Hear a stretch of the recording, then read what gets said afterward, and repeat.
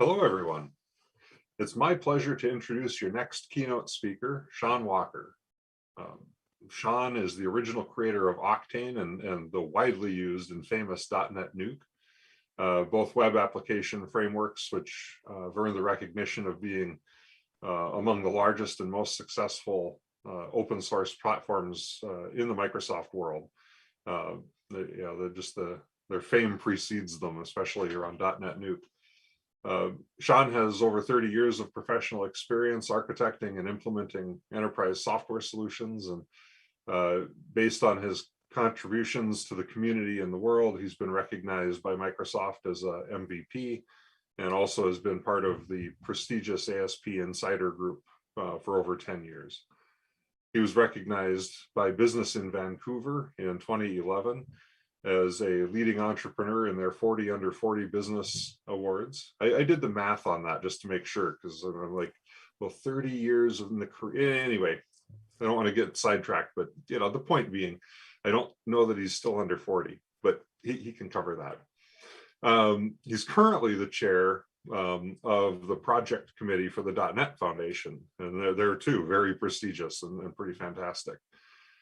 I'm looking forward to Shaun's presentation today quite a lot, because I'm also a strong advocate for WebAssembly. I think it's going to have an amazing impact on our industry over time, and I'm really looking forward to what Shaun has to offer. So with that, Shaun, please take it away. All right. Thanks, Rocky. Yeah, I'm very excited to be able to share some information with folks today about WebAssembly, a language and a technology that many people are saying will be the sort of fourth official language of the web. Rocky already did a very good intro for me, so I don't need to cover any of this content. So leading off, I guess, we as software developers and the industry in general have been using web and browser technology, I guess, since the 1990s. It's become a universal platform, and we use it for developing all manners of automated systems. Over time, of course, there's been a proliferation of devices as well, and the web needs to kind of adapt itself to a variety of different device sizes and capabilities. There have been three essential ingredients of building web applications, actually for the last 2 decades. That's been HTML, JavaScript, and CSS. And obviously, the standards around these technologies have changed over time. They've evolved, but fundamentally, they are very much the same as they were when they were first introduced in the 90s. And so when we build applications today, of course, it's sort of this 3-layer cake, right? Where you have HTML, CSS, and JavaScript. And of course, I'm talking about the front end, the client side aspects of applications. Of course, there's server side aspects to applications as well. But for the purpose of this conversation today, we're going to talk mostly about client side, because that's where WebAssembly typically resides today.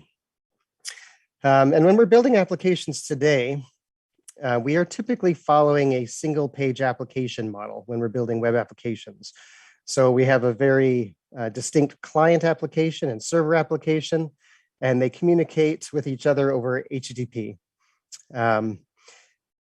In a single page application model, much of the user interface logic that is used for rendering the user interface actually runs natively, well, sort of natively on the client.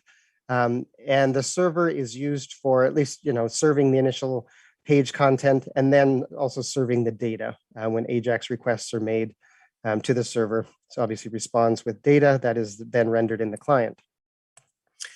Some of the challenges, though, that we've run into over time as web applications have become much larger and more sophisticated is challenges around scale and around performance. This is very typical today, even though hardware has evolved significantly and we got a lot more powerful, browsers have become a lot more powerful, we still run into challenges when we're building web applications in terms of getting the necessary scalability out of them. When we think about technology in general, there's generally sort of this pendulum that swings back and forth between the capabilities of the client and the server. There's been times throughout history where the server was much more powerful than the client, and so you would tend to architect your solutions to be more server-centric. And then as the client machines have become more powerful and browsers have become more powerful, you would gravitate more towards moving some of your logic to the client. And this pendulum constantly seems to swing back and forth, but in the time frame that we're in now, client computers are very powerful, even not just like desktops and laptops, but even like devices such as your phone, very powerful devices. So they're more than capable of running application logic on the client itself. And so when we're building single page applications, we want to leverage as much of the client capabilities as possible. However, with the 3 ingredients that we have at our disposal, which is HTML, CSS, and JavaScript, we do run into some limitations. So sort of the holy grail, so to speak, would be some kind of a new technology solution which would address some of the challenges that we see today. In general, what we would like to see is a solution that is very fast, faster than JavaScript, in fact, possibly on par with native code that would run native speeds in the browser. It has to be really secure, right? It can't introduce any new vulnerabilities through the technology that that would be over and above, I guess, what we have to deal with today as far as security is concerned. The technology should be cross-platform. So obviously it would need to be capable of running on all the different devices that are available today, different operating systems. So cross-platform support would be a critical requirement. Zero configuration. It just needs to work, right? You don't want to have to spend a whole lot of effort getting it set up and getting it to work, because that's not going to be a pleasant user experience for anyone. And you have to cater to developers, right? It has to be easy to use in the majority of developer tools that are available today. So with that, a lot of smart people have come up with the concept of WebAssembly. WebAssembly, again, being touted as the 4th official language of the web. And I'm going to dig more deep into WebAssembly just so that you understand the underlying technology, the history behind it, and what it's capable of today. So getting into the history, first of all, let's talk a little bit about client-side browser runtime technologies. If we go way, way back to the early stages of the web, so like era 1995. In fact, 1995 was the year that JavaScript first came onto the scene in its earliest form. At the same time, there were a variety of companies that were interested in leveraging browser technology to build client-side applications. And so at this time, we also had Macromedia with its Flash offering. We also had applets, right, that you could build using Java, which was obviously owned by Sun at the time. All of these were client-side technologies, which you could build applications that would run natively, well, somewhat natively, I guess you could say, in the browser. The only technology which truly ran, I guess, natively was JavaScript. Other applications required plugins. Fast forward to 1996, we had things like VBScript, which could also run in the browser, and Microsoft introduced ActiveX, right? So you could build ActiveX controls, which would run in the browser context as well. So there was a lot of technologies in this time frame to solve the same essential problem, which was building client-side applications. Because it seemed at that time there was a lot of capability that was available in the browser that developers would like to take advantage of. Out of these technologies, of course, Flash and ActiveX were probably and applets, I guess, they were all very popular. But as I mentioned earlier, the pendulum swung sort of back and forth between the capabilities of the server versus the client, and application architectures changed a lot over time. In fact, Rocky did a great job of describing the history of different architectures over time yesterday in his keynote talk. So if we move forward to like 2004 timeframe, we had Flex that was introduced, which was sort of like the successor to Flash. Flex was a development environment that you could use to build client-side applications. And in response to that, Microsoft introduced Silverlight in around 2007. And Silverlight, was a very capable technology as well. And then if we move forward from there, I guess we also had Dart, which was introduced by Google, which also offered some client-side capabilities for developing client-side applications. But in the years, I guess around 2010 was the time when a lot of new devices started to emerge onto the scene.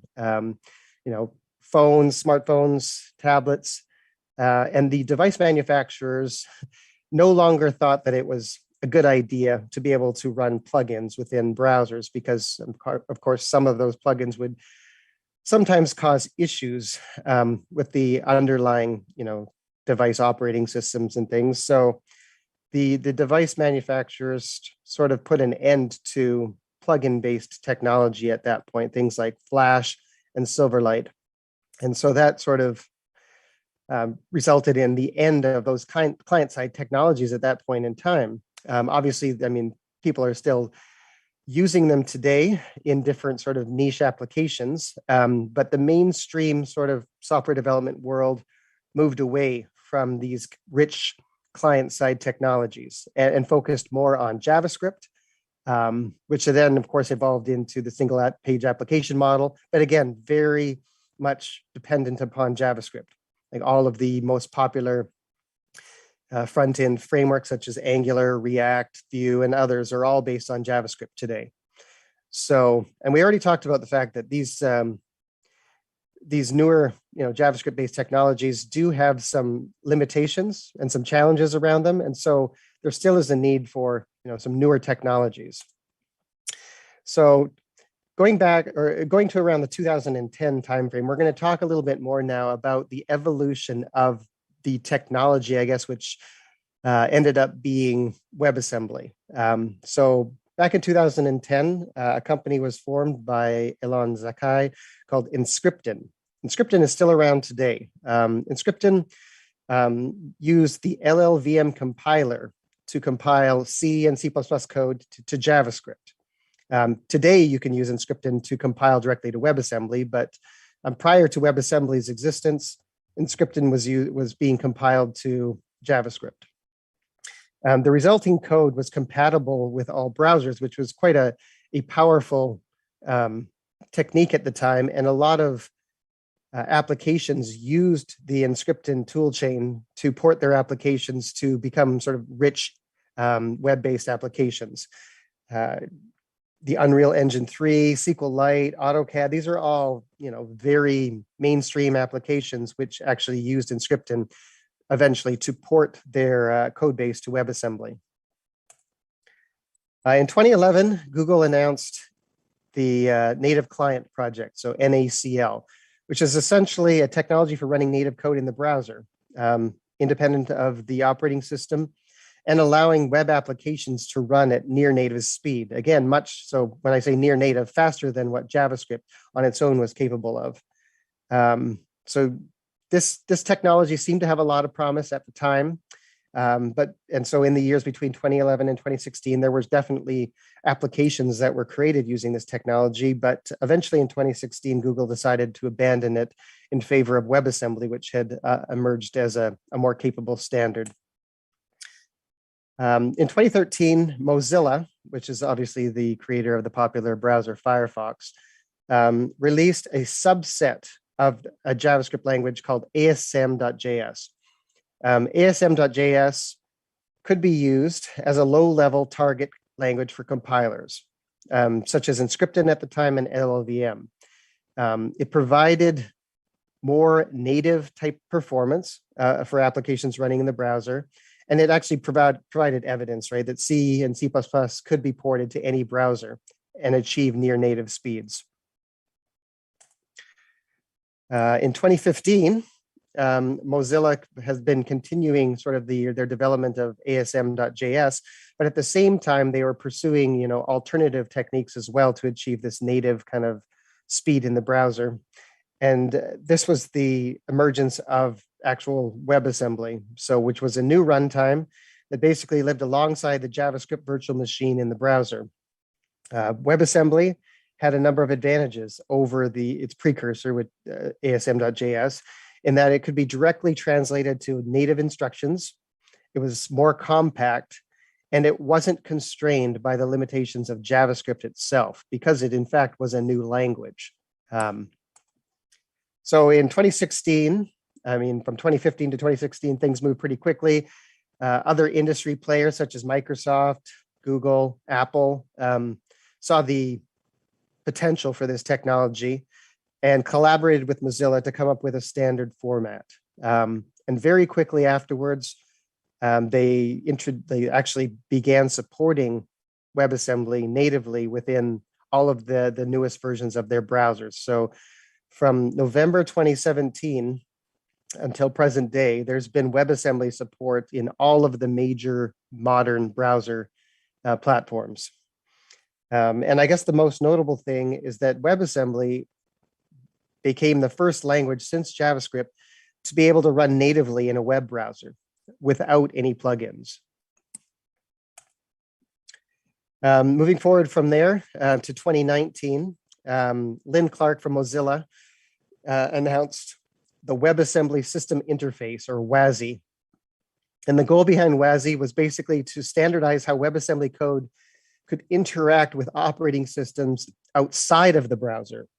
So I guess we're going to get more into the technical details of WebAssembly in a minute, but WebAssembly is not just a technology that is capable of running inside of a browser context. It can run outside of that as well because it's cross-platform.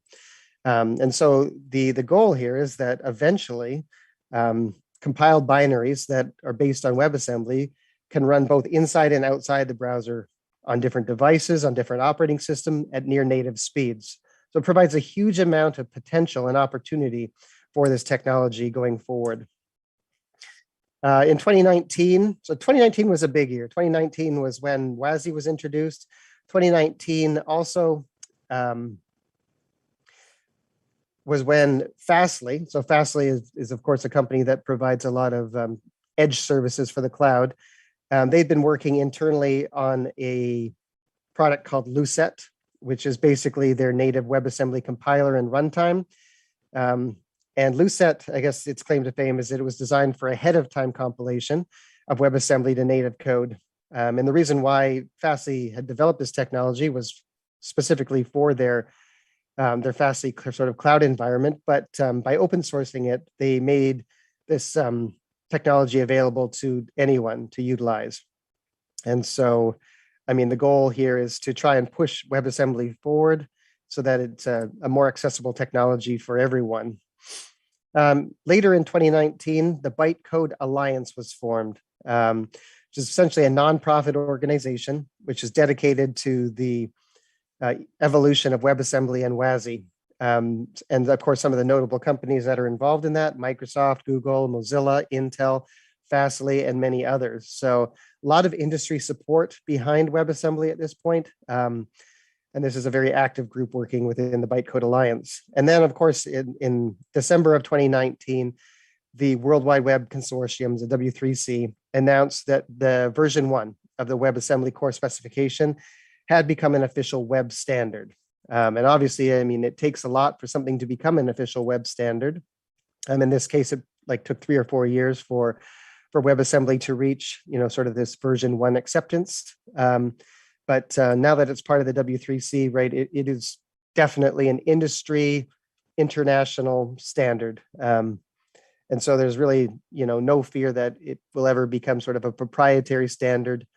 And there is no sort of single company that is putting in sort of their own excessive influence into it. It truly is an open technology for all. So what are some of the benefits around WebAssembly? So from the WebAssembly specification, the W3C spec for the version 1 spec, it outlines a lot of key goals behind the WebAssembly technology. First of all, there's the whole section around it being fast, safe, and portable. So fast meaning it runs at near native performance. Safe, it's sandboxed, memory safe. It's well defined. hardware independent, so it can be compiled on all modern architectures and devices. Language independent, so it doesn't, cater to one specific programming language. It's a technology that can be used by any language.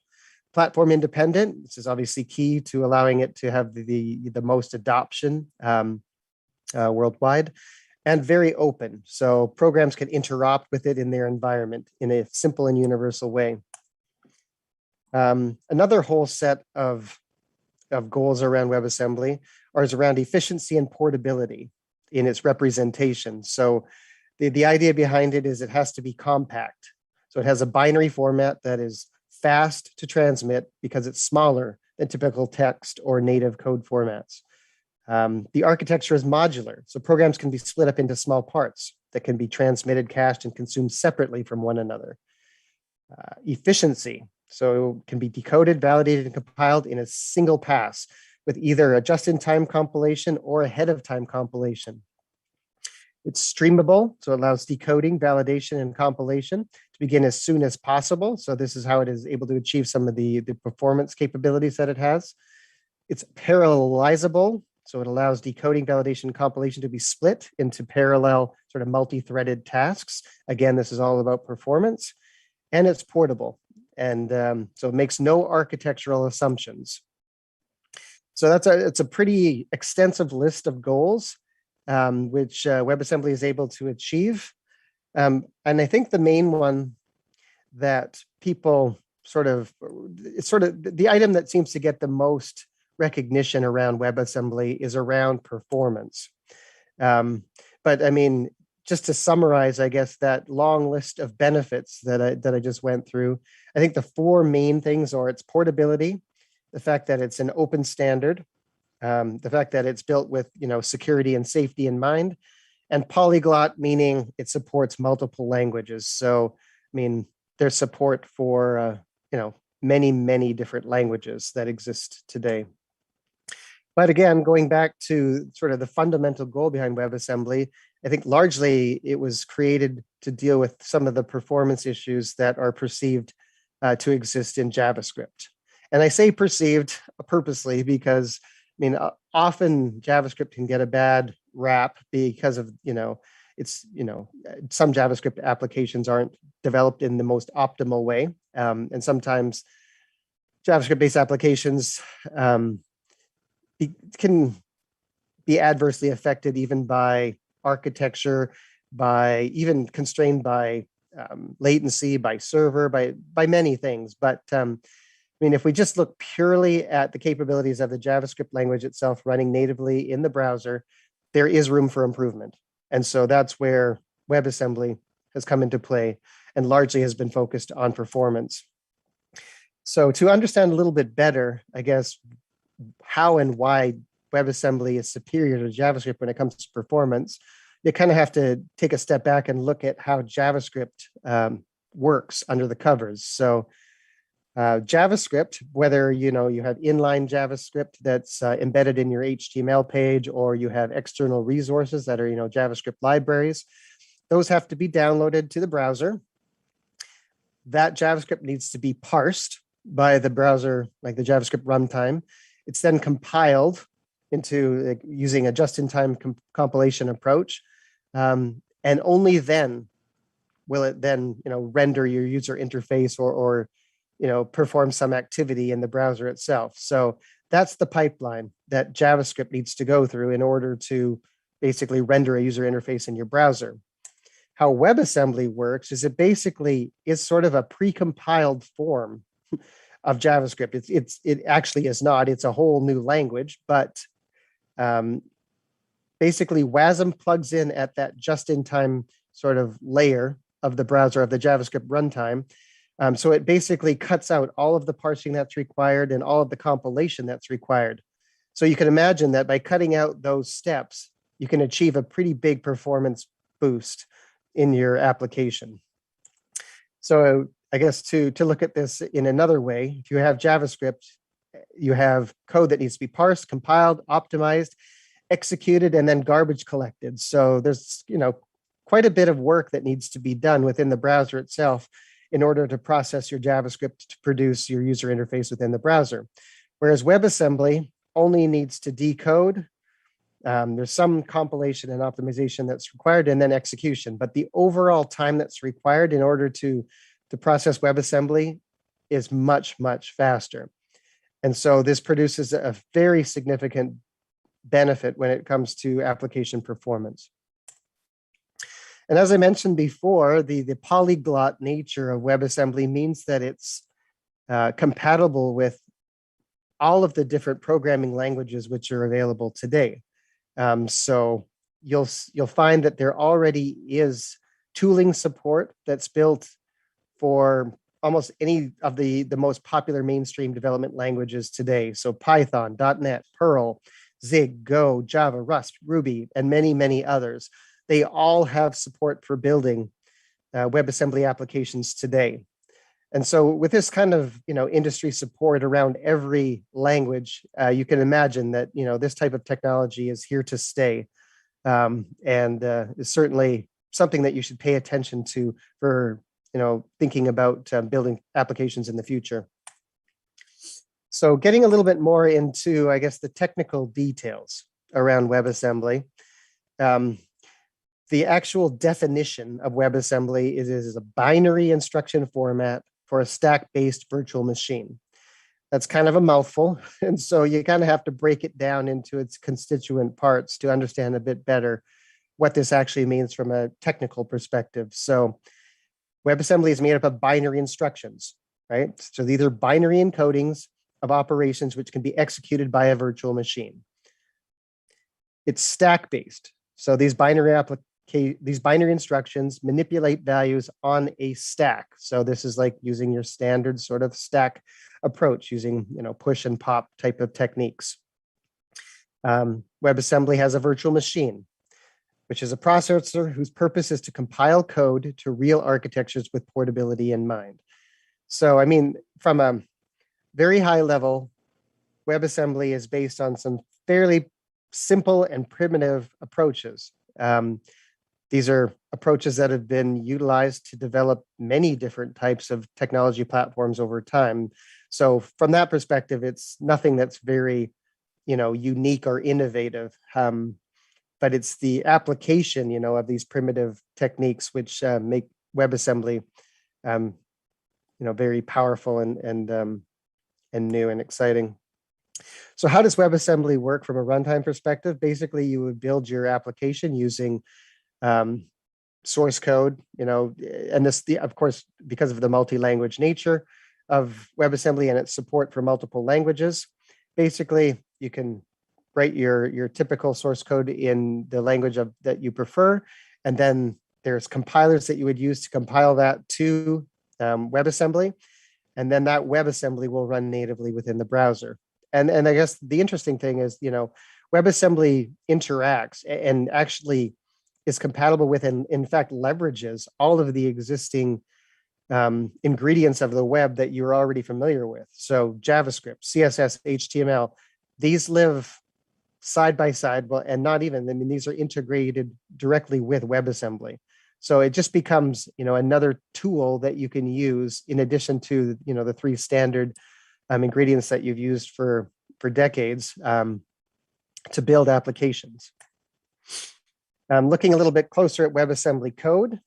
So typically you would build, you would write your source code in your preferred higher level language, whether that's, C is the example here, or C++, C#, Java, Python, whatever. You can write your applications in those higher level languages. There is a lower level representation of WebAssembly that's a text format, which you can store in WAT files. You can actually write code in this format if you want, but if you take a look at what that code looks like, it's quite primitive in its capability.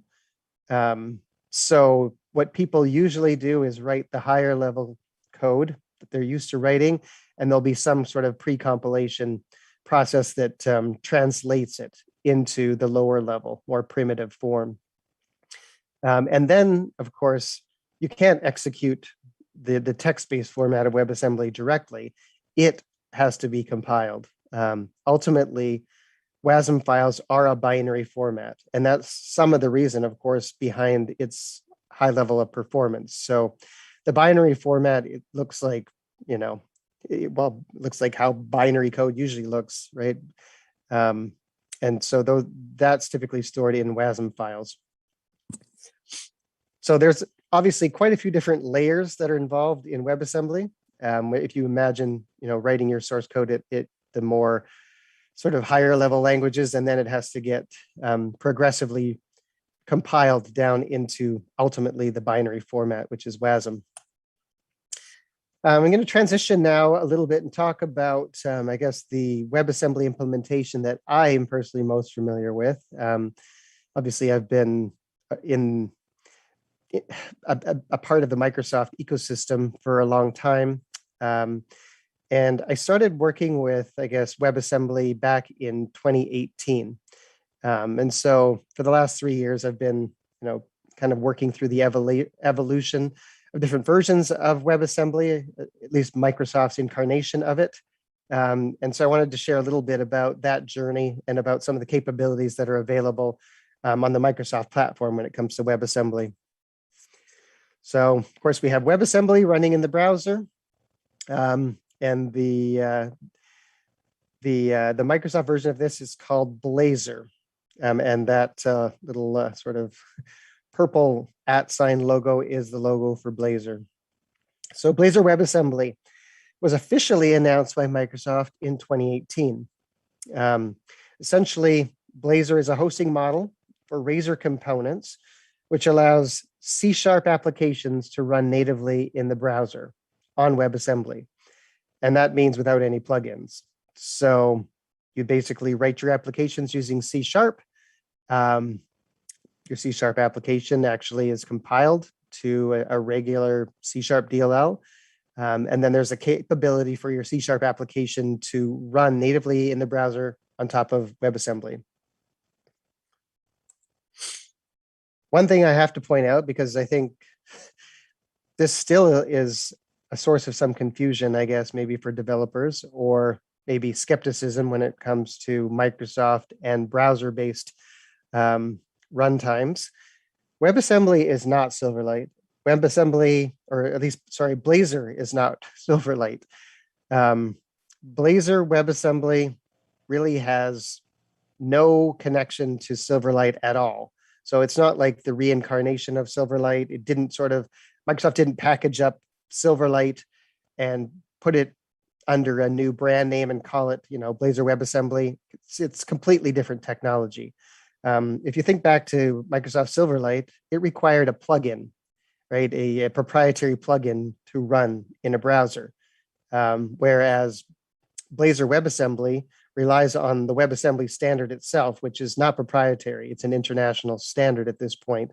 And so you should not confuse the two. I think the other thing that people are skeptical about when it comes to Microsoft and client-side technology is because of sort of the untimely and I would say maybe premature death of Microsoft Silverlight, people are skeptical about Microsoft stepping into this arena, right, and providing a client-side technology. They think that perhaps Microsoft will pull the rug out from underneath Blazor WebAssembly at some point, just like they did to Silverlight. I think that's probably an unfair assessment because you shouldn't judge you shouldn't judge the life cycle of one technology against the life cycle of another. There were certain reasons why Silverlight had to come to an end, and a lot of it had nothing to do with Microsoft itself as a company. I mean, the industry moved away from those types of plugin-based rich application development environments, and so Silverlight, was a casualty of that. But so when you look at Blazor WebAssembly, you should look at it with a fresh set of eyes.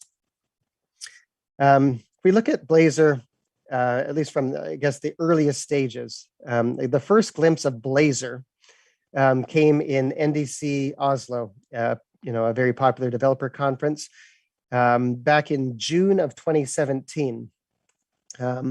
At that conference, a Microsoft employee, Steve Sanderson, basically had a presentation where he was demonstrating, I think, 3 or 4 different modern web technologies. WebAssembly just happened to be one of them. And he demonstrated how you could run a C# application natively in the browser on WebAssembly. That created quite a bit of excitement. I don't think that Microsoft was necessarily even aware that Steve was working on this at the time.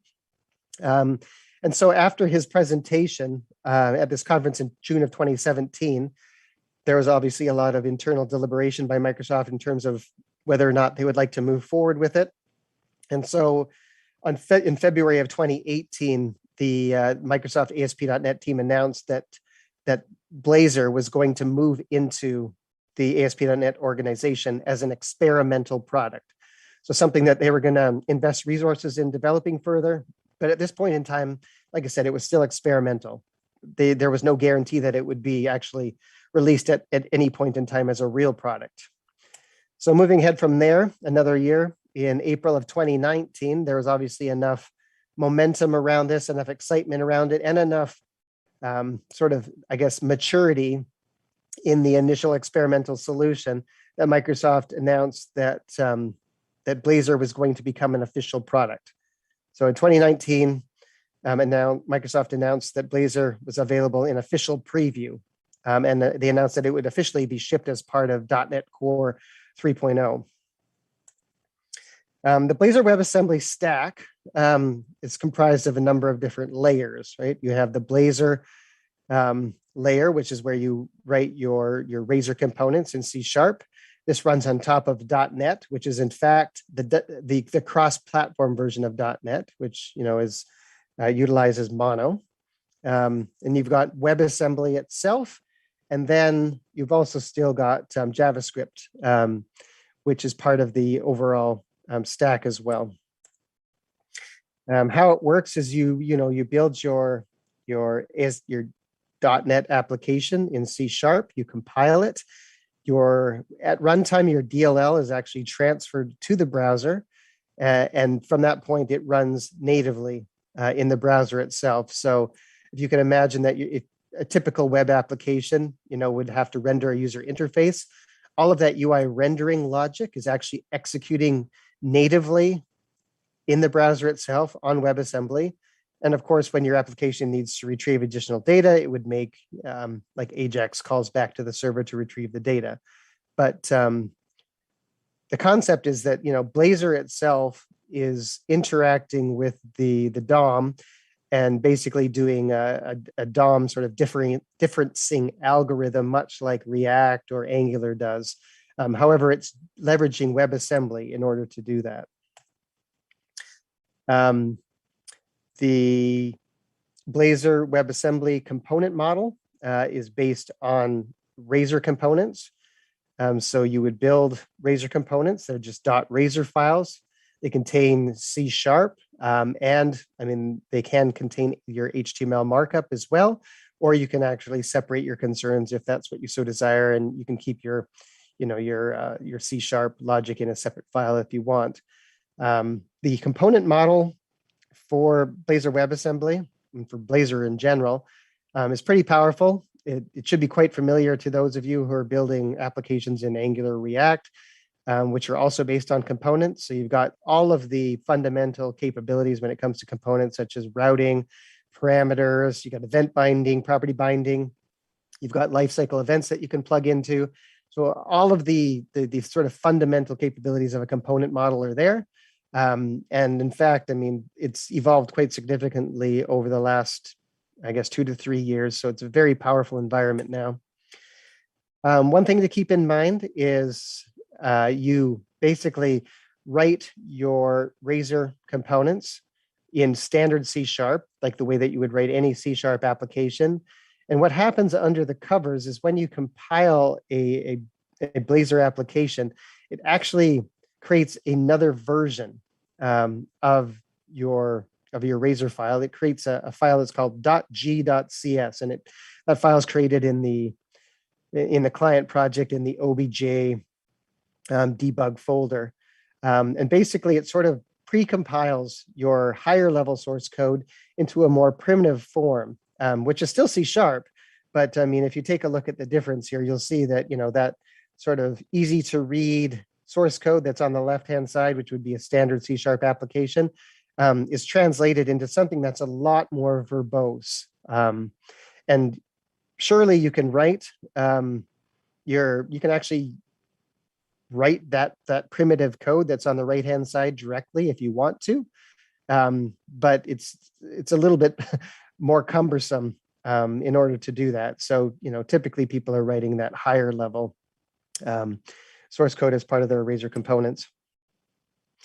I guess the one thing to keep in mind, though, is if you're interested in knowing under the covers how Blazor WebAssembly is doing some of the more primitive manipulation, you can open these C# files and you can actually, find how your higher level source code is being translated, and that can lead you to,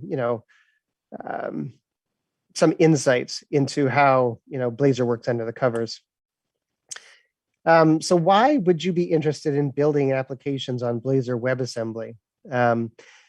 The biggest one that I typically tell people is around the fact that you can use a consistent technology for both the front end and back end development. When we're building single page applications today, we typically we build the back end, like at least if you're building applications on the Microsoft stack, you're building your back end APIs with C#, and you're building your front end on JavaScript using React, Vue, Angular, those types of frameworks.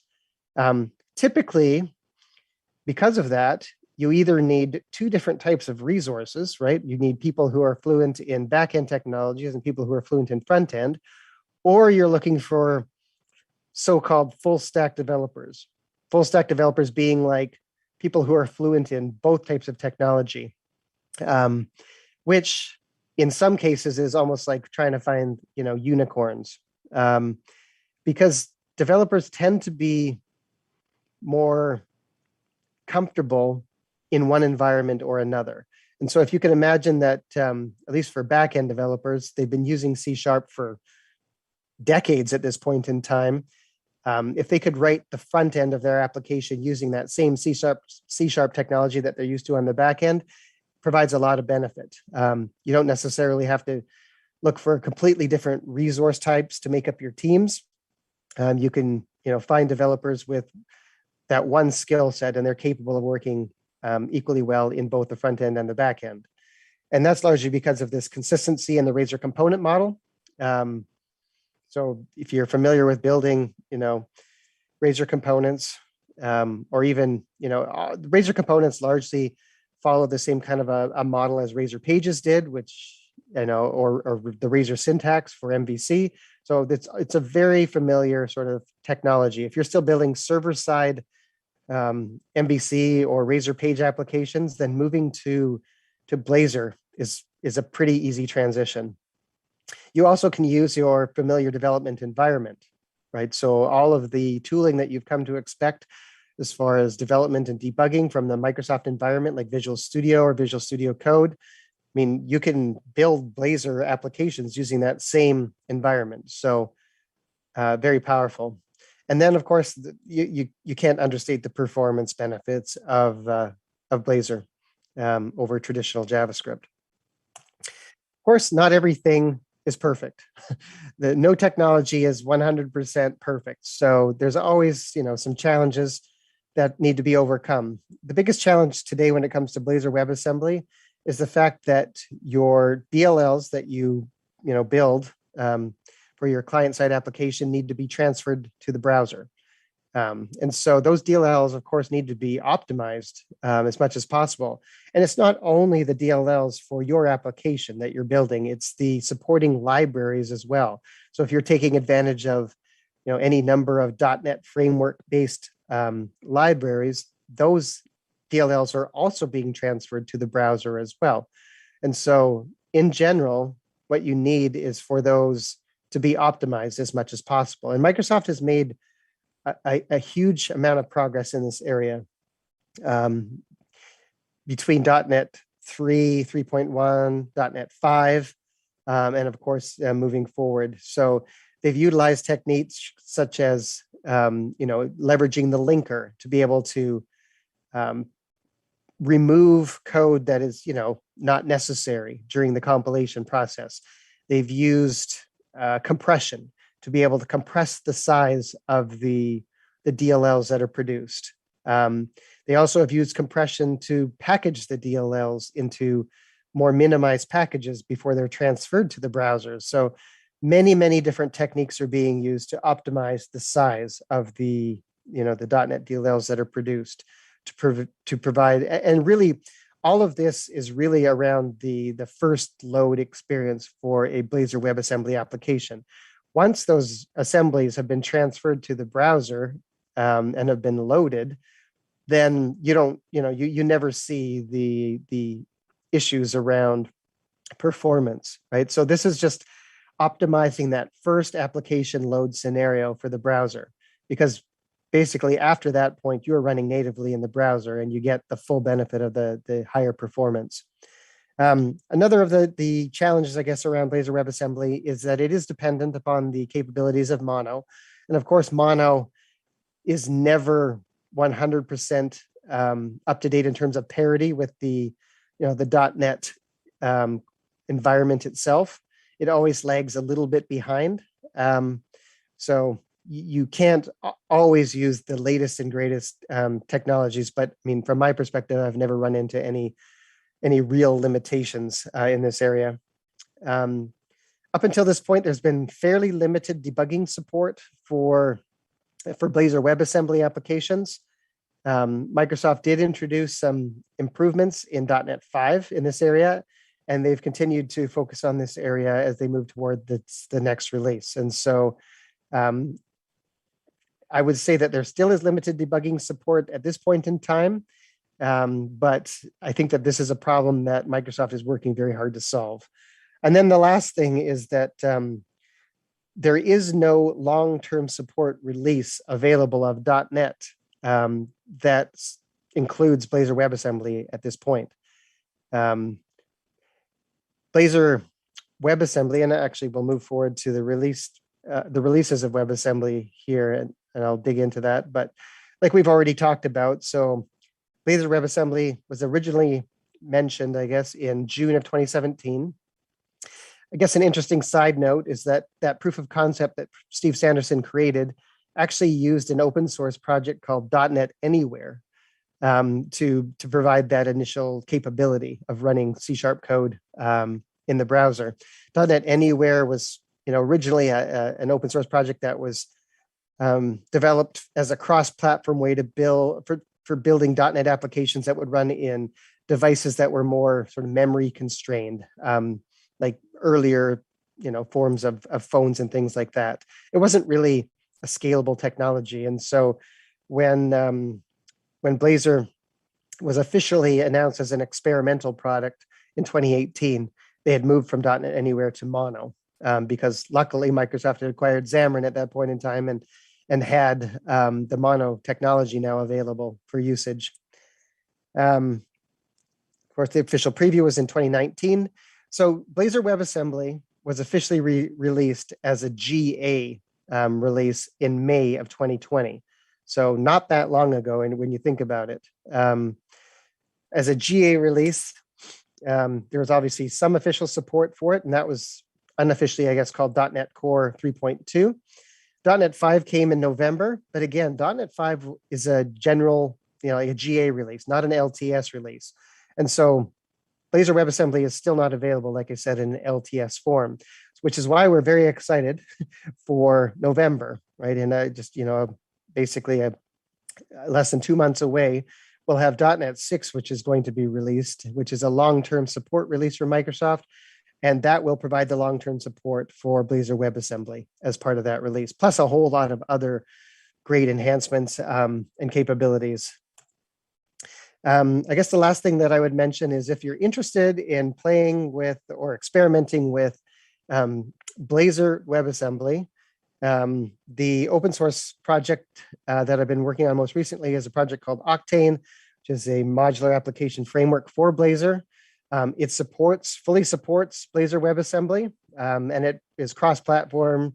Also supports a variety of different databases: SQL Server, Postgres, SQLite, and MySQL.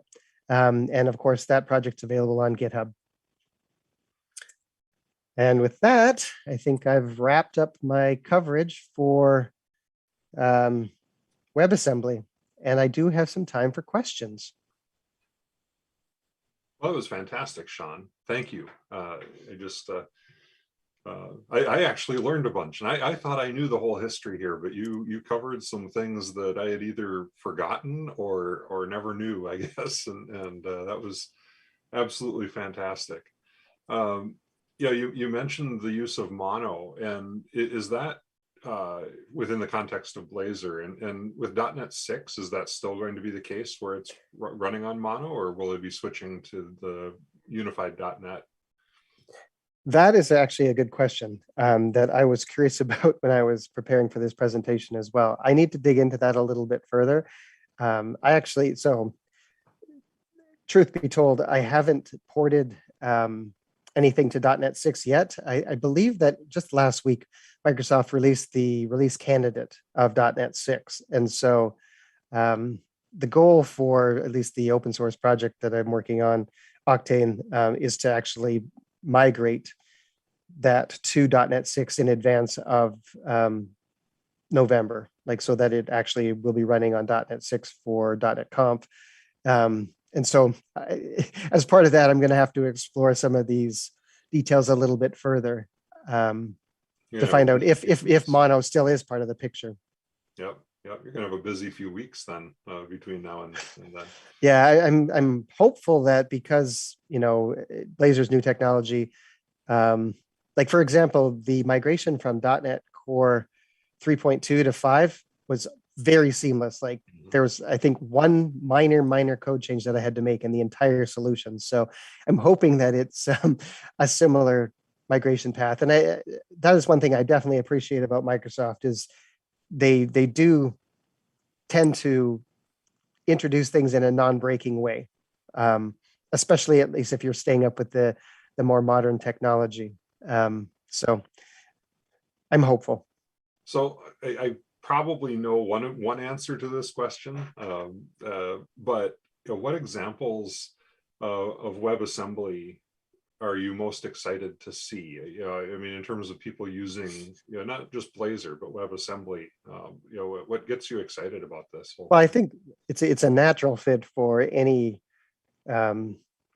client-side intensive application. So if you're building an application that is doing a lot of animation or image rendering or things that are very CPU intensive, I think that WebAssembly is a natural fit for those types of applications. So it's already being utilized for a lot of browser-based games because it's obviously much faster in terms of performance than JavaScript. So that's a natural fit for line of business applications.